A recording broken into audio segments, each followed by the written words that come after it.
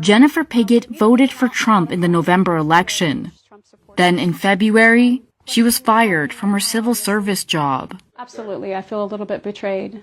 She was among more than 125 people dismissed last month from the Treasury Department's Bureau of Fiscal Service in Parkersburg, West Virginia. There's always that back and forth conversation now. It's like, you knew this was coming, but we didn't. Like, nobody that I've talked to understood the devastation that having this administration in office would do to our lives. No kings, no tyrants, no kings, no tyrants. The cuts have shaken up a community that overwhelmingly voted for Trump. He won West Virginia with 70% of the vote, one of his biggest victories. But the betrayal felt by Piggott, a church-going conservative and three-time Trump voter, comes as political analysts are examining early signs of a possible backlash in Republican strongholds like Parkersburg, where the government-slashing efforts of Trump and Doge are beginning to hit home. Elon Musk has basically taken over our government and has calling the shots, unfortunately, it seems to be. A handful of Republican voters who lost their federal jobs joined Democrats at a recent anti-Doge protest near the Bureau of Fiscal Service offices in Parkersburg. But the federal job losses in the state could soon extend beyond the BFS building, says West Virginia University economics professor John Deskins.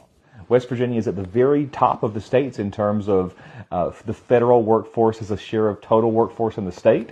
So if the federal layoffs happen, if they hit West Virginia, we stand to suffer a disproportionate share when those jobs disappear, when that income disappears, when that spending leaves the state economy.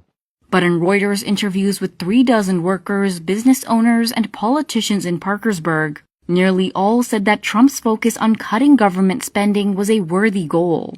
And Reuters Ipsos polling shows Americans' attitude toward Trump are so far essentially unchanged since he began firing federal workers in February. As of this week, his approval rating was holding steady at 44%. Cutting costs and waste and fraud and. We love that big picture. I love that big picture. My friends, we were excited about that because it is true.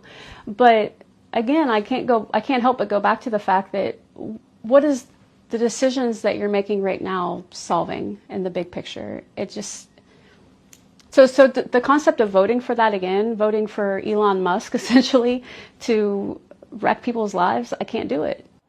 The economic impact of the mass dismissals across America may not be immediately felt. So far, 100,000 government workers have been fired or taken a buyout. Parkersburg is